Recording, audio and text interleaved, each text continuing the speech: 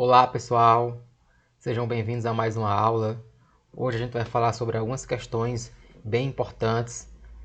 A gente vem falando sobre futsal, já que a gente vem falando sobre esportes, né? Futsal é um esporte. A gente vai falar um pouco hoje sobre a participação feminina, a inclusão, ou melhor dizendo, a exclusão nas aulas de educação física e a inclusão proporcionada pelo esporte. Então são questões importantes, a gente vai ver algumas realidades que ainda acontecem na aula de educação física, principalmente sobre a questão da participação feminina. A gente vai ver sobre essa questão da exclusão que existe ainda, infelizmente, nas aulas. A gente vai falar sobre o esporte como um instrumento de inclusão social. Então, já que a gente está falando sobre o futsal, sobre o esporte, essas questões elas estão diretamente relacionadas com tudo isso que a gente vem falando. Primeiramente, a inserção da mulher ou das mulheres em diferentes modalidades esportivas no Brasil ocorreu de forma lenta e gradual. O preconceito e uma visão de mundo equivocada fazem parte desta jornada feminina até chegar aos dias de hoje. Ainda são recorrentes cenas de preconceito em relação à participação de meninas em determinadas atividades, como brincadeiras e esportes. Frases como menina não sabe jogar bola é coisa para menino, ainda persistem até mesmo nas aulas de educação física, não é verdade? Então, a gente começa falando sobre essa questão da dificuldade que as mulheres ou que as meninas elas enfrentam no Brasil ainda por participarem ou quererem participar de algum esporte, de algum jogo. A gente sabe que, infelizmente, na nossa sociedade, para as mulheres é muito difícil a sociedade em si respeitar a decisão das mulheres, das meninas em participar, quererem participar de jogos, de brincadeiras. A gente sabe que ainda é muito comum, entre aspas, né? Porque na verdade não deveria ser comum, mas ainda é muito presente, até mesmo nas aulas de educação física, essa questão da exclusão das meninas da prática de alguma atividade. A gente sabe que é muito comum essas duas frasinhas que eu destaquei aqui, essa questão de menino não sabe jogar bola é coisa para menino. São palavras, são frases que ainda são muito ditas nos dias de hoje, mas que na verdade não tem nada a ver, né? As meninas elas sabem sim jogar bola, elas podem aprender a jogar bola. E jogar bola é coisa para menina, é coisa para menino, é coisa para quem quiser. Beleza? Outros tipos de preconceito observados na escola diz respeito às diferenças corporais e de habilidades, ou seja, a exclusão das pessoas não é só a exclusão de meninas. A gente vê também que, infelizmente, nas aulas ainda existe a exclusão direcionada a pessoas gordas, por exemplo, com diferenças corporais. Quando eu coloquei aqui diferenças corporais, eu quis me referir especificamente a pessoas acima do peso, por exemplo, pessoas gordas, geralmente elas são excluídas da prática esportiva, e pessoas menos habilidosas. Geralmente, quando a gente tem um colega que ele é menos habilidoso, a gente tende a excluir ele da prática. A exclusão de crianças acima do peso ou menos habilidosas, infelizmente, também ainda é uma realidade bem presente nas aulas de educação física. Então aqui a gente tem duas imagens representando, né, a questão da exclusão de pessoas só pela questão corporal, por ser acima do peso, no caso aqui, e também por ser magro ou menos habilidoso. Então aqui a gente tem duas imagens representando essa questão da exclusão. Qual deve ser nossa atitude então em relação a essa exclusão que existe, tanto em relação às meninas como em relação a pessoas menos habilidosas ou com estruturas corporais diferentes do padrão dito como ideal? Primeiramente, a gente tem que saber que o objetivo das aulas de educação física na escola é a vivência das diversas práticas esportivas e a troca de experiência entre os alunos. Então, já que o objetivo das aulas de educação física é a vivência da prática corporal de movimento, devemos entender que, habilidosos ou não, todos são importantes e têm algo a ensinar, sendo o erro parte do processo de aprendizagem. Logo, todos devem ser considerados como importantes. Nem um colega deve ser excluído ou ridicularizado. Então, primeiramente, essa é a postura que a gente tem que ter. A gente tem que entender que nas aulas a gente está lá para aprender. Se a gente não for habilidoso, a gente vai trabalhar para se tornar. E mesmo que a gente não consiga se tornar uma pessoa tão habilidosa na prática, a gente não deve excluir o colega por ele não ser tão habilidoso. Porque o importante nas aulas não é o quão você consegue reproduzir determinado movimento, mas o importante é que todos possam desfrutar do momento da prática, do momento da atividade. Então, a vivência da modalidade esportiva, a vivência na prática, ela é mais importante do que o quanto você sabe, beleza? E a gente vai entender também que o outro, só por ser diferente da gente, ele já vai ter alguma coisa a ensinar, beleza? Então, qual deve ser nossas atitudes? Primeiramente, entender isso que eu já coloquei. E aqui eu também destaco algumas posturas importantes. A primeira delas seria nunca desistir de participar só porque não sabemos fazer algo perfeitamente.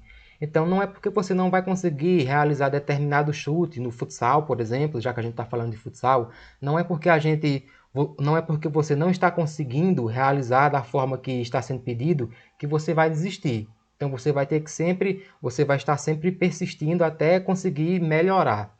Não que você chegue à perfeição, mas só em você progredir já vai ser uma conquista, né? Nunca diminuir nossos colegas só porque temos mais facilidades em aprender alguma coisa. Então, não é porque você sabe mais do que o seu colega que você vai ridicularizar ele, que você vai tirar onda, como a gente fala, né? Que você vai mexer com ele. Na verdade, o que a gente vai fazer é o seguinte: já que você tem mais facilidade, você vai ajudar o seu colega que tem dificuldades. Então, essa é a postura que a gente vai tomar. Não devemos fazer parte e nem reproduzir situações que possam excluir nossos colegas. É muito comum a gente ver, por exemplo, um grupo de colegas mexendo com um colega só, por ele ser gordo ou não saber realizar determinado movimento no esporte da forma que seria o ideal, né? Então, o que que a gente tem que fazer quando a gente vê uma situação dessa? A gente não deve aplaudir esse grupo, porque não existe palhaço sem plateia, né? Se você vê uma situação dessa e você não participar dela, então essa situação ela tende a diminuir e a acabar. Então, não devemos fazer parte e nem reproduzir situações que possam excluir nossos colegas. Devemos sempre que possível comunicar ao professor situações de preconceito e exclusão de colegas e nunca aplaudir quem exclui. Então é justamente isso que eu coloquei. Quando a gente vê uma situação de exclusão, a gente não deve participar dela, nem deve aplaudir, nem deve achar bonito, não deve achar engraçado. O que a gente deve fazer é reprovar essa atitude e sempre que possível comunicar ao professor que vai tomar as medidas cabíveis, beleza? Então são algumas posturas que a gente deve tomar frente a essas situações de exclusão. Aqui eu trago alguns questionamentos sobre essa questão. O que você acha sobre a participação feminina? Que eu gostaria de ouvir vocês, mas não vai dar para fazer isso no momento. Qual a importância, né, de se discutir essas questões? A importância, no caso, seria justamente para fazer com que essas situações elas desapareçam do cenário das aulas de educação física. Então, quanto mais a gente fala sobre isso, mais a gente vai perceber o quão errado estar praticando, realizando essas situações de exclusão, e a gente vai entender que isso é ruim, é prejudicial, tanto para quem é excluído como para quem exclui também. Já que estamos falando de inclusão e de esporte nas aulas, vamos conhecer um esporte inclusivo, o goalball. Você conhece o goalball? O que você sabe sobre ele? Então, o goalball, ele é um esporte coletivo com bola, praticado por atletas que possuem deficiência visual. Foi inventado em 1946 pelo austríaco Lorenzi e pelo alemão Handley. O goalball não é um esporte adaptado para deficientes visuais, e sim um esporte criado para os deficientes visuais. Então não é um esporte adaptado, é um esporte criado especificamente para pessoas com um tipo de deficiência, justamente para incluir essas pessoas. O objetivo do jogo é arremessar uma bola com as mãos de modo em que a bola entre na baliza do adversário. A percepção da posição da bola é feita usando os sentidos do tato e audição, já que essas pessoas não conseguem enxergar.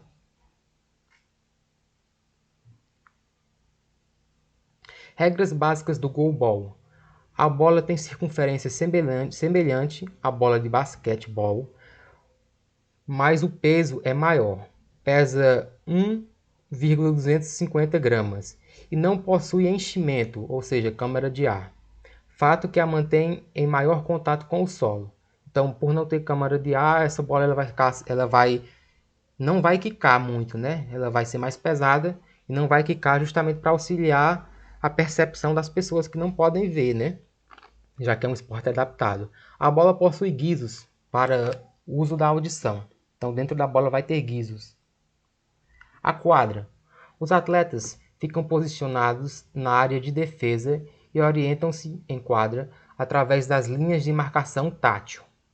O primeiro contato da bola com o solo após o lançamento dos jogadores deve acontecer obrigatoriamente na área de ataque para que o lançamento seja válido. Isso serve para evitar arremessos totalmente aéreos, onde seria difícil ouvir o barulho dos guizos. Então aqui a gente tem uma quadra de goalball. Essa primeira área, depois do gol. Primeiramente vamos ver as dimensões da quadra. A gente vai ter, na linha de fundo, a gente vai ter o gol, que vai ocupar toda a linha de fundo. O gol ele vai ter 9 metros de largura. A gente vai ter também aqui a quadra em si com 18 metros de comprimento, com 9 metros de largura, né, que seria a largura do gol. Nós vamos ter essa primeira área, que é a área de defesa ou área de orientação, que ela vai ter 3 metros. Nós vamos ter essa segunda área após a área de defesa, que é a área de ataque ou lançamento, onde são feitos os lançamentos com a mão. E nós temos essa terceira área, após a área de ataque, que é a área neutra, totalizando assim 9 metros de um lado da quadra, né? E no outro lado da quadra a mesma coisa. Nós temos aqui a trave, como eu já falei, ela tem 9 metros de largura e a altura dela é 2 metros e 30 centímetros, beleza? Jogadores e posições. Cada equipe é composta de 3 jogadores em quadra e até 3 reservas, sendo obrigatório o uso de vendas nos olhos para todos os atletas. Então a gente vai ter aqui, no jogo de goalball, nós vamos ter 3 atletas disputando em cada lado. Uma equipe ela é formada por 3 atletas. E aí a gente vai ter o ala direito, o ala esquerdo e o pivô, ou central. Então esses jogadores eles ficam posicionados na área de defesa, né? E aqui a gente tem as linhas táteis, onde eles vão vão tocar essa linha tátil para conseguir se posicionar bem na quadra. É permitido fazer 4 substituições, sendo que uma dessas tem que ser feita no primeiro tempo. Regras básicas do goalball. A duração da partida é 2 tempos de 12 minutos, com 3 minutos de intervalo entre eles. É permitido o pedido de até 4 tempos técnicos por equipe, com duração de 45 segundos cada um. Ganha a equipe que fizer mais gols durante o tempo da partida, ou caso uma equipe consiga abrir uma vantagem de 10 gols, a partida é encerrada. Então a gente tem aqui essa questão da vantagem de 10 gols, né? Se uma equipe ela conseguir fazer, por exemplo, 10-0 ou então 20-10, ou seja, abrir uma vantagem de 10 gols, então a partida já é dada como encerrada. As infrações invertem a posse de bola durante a partida. Então, caso um atleta ele cometa uma infração, Então, ele perde a posse de bola. Elas são marcadas, as infrações, né, no caso, são marcadas quando os jogadores não esperam a autorização do árbitro para lançar. Seria um exemplo de infração. Outro exemplo seria tentar passar a bola para o companheiro e jogá-la para fora da quadra. Jogá-la, que está escrito errado, mas é jogá-la. Ou seja, o atleta ele tenta passar a bola para o companheiro, mas ele acaba jogando para fora da quadra adversária, seria uma infração também. Quando ocorre a defesa, mas a bola volta para a quadra adversária, também seria um outro exemplo de infração. E existem outros tipos também de infração, mas essas são a mais comum, beleza? Em caso de empate, nós vamos ter uma prorrogação de 2 tempos de 3 minutos. Persistindo o empate, penalidades, cada atleta irá bater e defender. A equipe que marcar mais vai vencer, no caso, né? E em caso de novo empate, teremos as cobranças alternadas. E quem errar primeiro perde a partida.